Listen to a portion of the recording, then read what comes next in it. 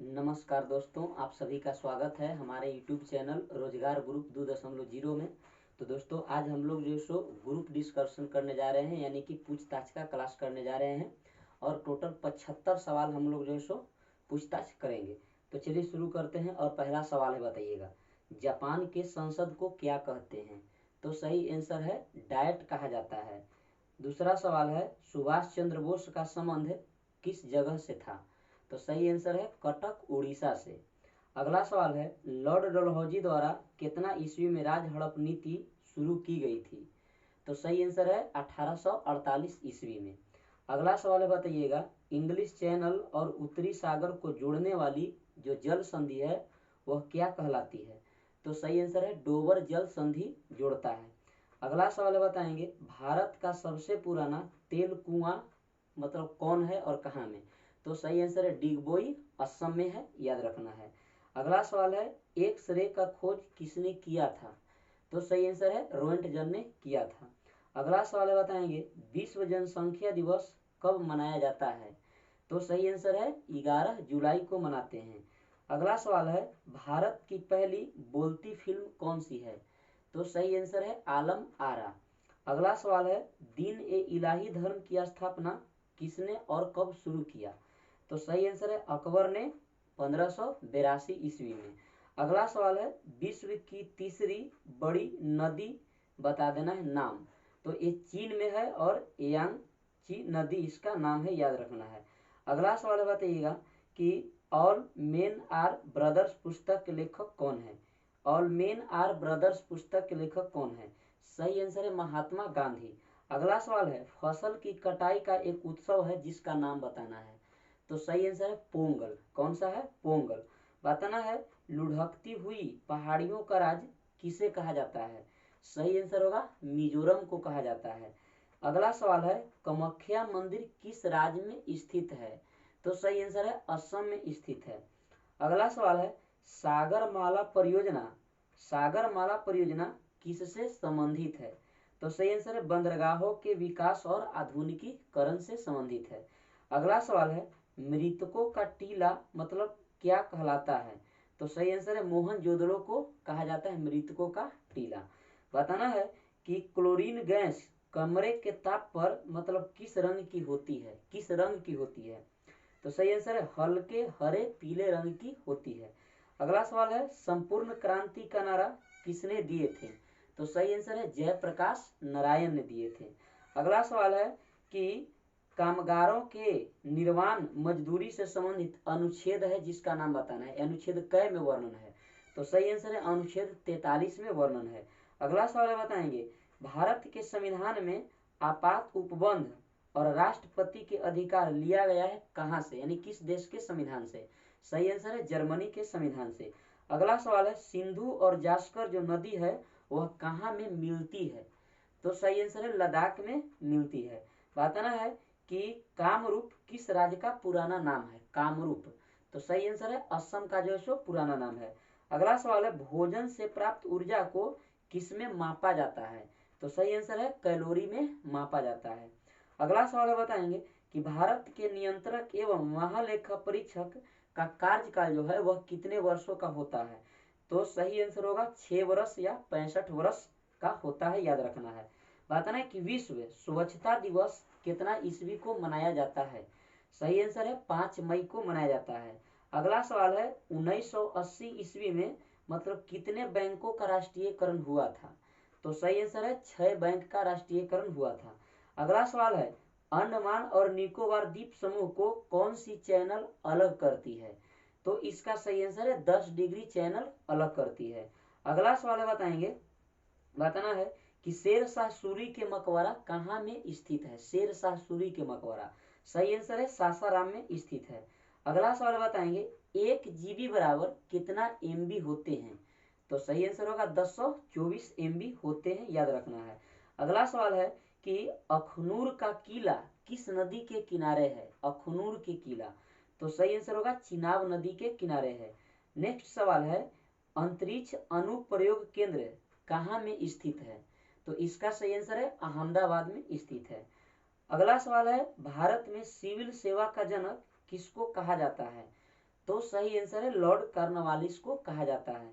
अगला सवाल है, भारत में सबसे पहले न्यूज़पेपर की शुरुआत मतलब किस व्यक्ति ने किया? तो सही आंसर है जेम्स ऑगस्टन हिक्की ने किया था, याद रखना है। बताना है कि दूसरे गोलमेज सम्मेलन के समय गांधी जी के साथ कौन थी? दूसरे गोलमेज सम्मेलन, तो इसका सही आंसर सरोजिनी नायडू। ठीक है, सरोजिनी नायडू। अगला, और ये भी याद रखना है कि कब हुआ, तो ये होगा 7 दिसंबर 1931 में। अगला सवाल है कि संत कबीर का जन्म स्थान कहाँ है, मतलब किस शहर में? तो सही आंसर है वाराणसी में। बताना है उल्का पिंड से बनने वाली एकमात्र झील जिसका नाम बताना है। सही आंसर होगा लोनार झील। बताना है जीटी रोड का नाम मौर्य वंश के समय मतलब क्या था, उसका नाम बताना है कि जीटी रोड का नाम मौर्य वंश के समय में क्या था। सही आंसर है उत्तर पथ नाम था। क्या नाम था? उत्तर पथ नाम था। बताना है कि भारत का परमाणु ऊर्जा विभाग किसके अंदर में होता है, मतलब उसके मंत्री कौन होते हैं? तो सही आंसर है प्रधानमंत्री होते हैं। नेक्स्ट सवाल है, भारतीय संविधान लागू होने के बाद अंग्रेजी भाषा सहायक भाषा के रूप में कितने वर्ष तक रही? तो इसका सही आंसर है 15 वर्ष तक रही। अगला सवाल है, गांधी जी की दांडी यात्रा वायसराय किसके समय में हुई थी? वायसराय के नाम बताना है। सही आंसर है लॉर्ड इरविन के समय में हुई थी। अगला सवाल बताएंगे ओजोन का सूत्र बताना है कितना होता है? तो इसका सही आंसर O3 होता है, याद रखिएगा। बताना है भारतीय राष्ट्रीय कांग्रेस के किस अधिवेशन में पूर्ण स्वराज की मांग की गई थी? तो सही आंसर है लाहौर अधिवेशन 1929 में। बताना है कि दो अलग प्रकार के कण को मतलब किस विधि से अलग किया जाता है? तो इसका जो सही आंसर होगा विसरण विधि से अलग किया जाता है, याद रखिएगा। चंपारण सत्याग्रह का मुख्य कारण क्या था? ठीक है, चंपारण सत्याग्रह का मुख्य कारण क्या था? तो सही आंसर है नील की खेती को जबरन करवाना। नील की खेती को जबरन करवाना। अगला सवाल है मृच्छकटिकम किसकी कृति है? मृच्छकटिकम किसकी कृति है? तो सही आंसर है शूद्रक की कृति है, याद रखना है। अगला सवाल बताएंगे चीनी यात्री वेनसोंग किसके शासनकाल में भारत आया? तो सही आंसर है होगा हर्षवर्धन के शासनकाल में। बताना है कि इंडिया गेट पर अमर जवान ज्योति कब से प्रज्वलित है? डेट बताना है। सही आंसर है 1971 ईस्वी से। बताना है कि ताम्र पाषाण काल किस काल में आता है? तो सही आंसर है पाषाण काल में आता है, याद रखिएगा। बताना है भूगोल शब्द किसने दिए थे? सही आंसर है इरेटोस्थनीज ने दिया था। बताना है कि राज्यों में आपातकाल कौन लगाता है? राज्यों में आपातकाल कौन लगाता है? तो सही आंसर होगा राष्ट्रपति लगाता है, याद रखना है। बताना है कि अकबर का राज्याभिषेक मतलब कहाँ में हुआ? जगह के नाम बताना है। सही आंसर है कालानौर पंजाब में। बताना है हड़प्पा किस नदी के किनारे स्थित है? तो सही आंसर है रावी नदी के किनारे।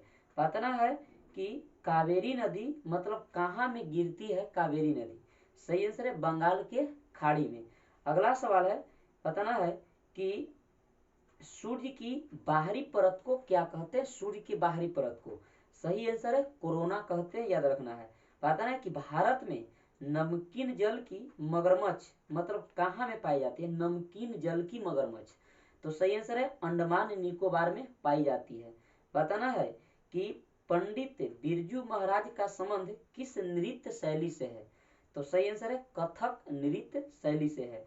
बताना है निकट दृष्टि दोष को दूर करने के लिए किस लेंस का प्रयोग किया जाता है? सही आंसर है अवतल लेंस का प्रयोग किया जाता है। बताना है कि भारत रत्न से सम्मानित भूपेन हजारिका का संबंध किस राज्य से है? किस राज्य से है बताना है। सही आंसर है असम राज्य से है। बताना है कि बांग्लादेश के साथ भारत के कितने जो है सो राज्य जो है लगते हैं, मतलब दोनों मिलाकर के केंद्र शासित और राज्य दोनों। तो सही आंसर होगा 5 गो। पश्चिम बंगाल है, मेघालय है, असम है, त्रिपुरा है, मिजोरम है, ये सब जो है सो याद रखना है। बताना है कि अनुच्छेद जो 21 के क है, अनुच्छेद 21 के क यह केवे संविधान संशोधन के तहत जोड़ा गया?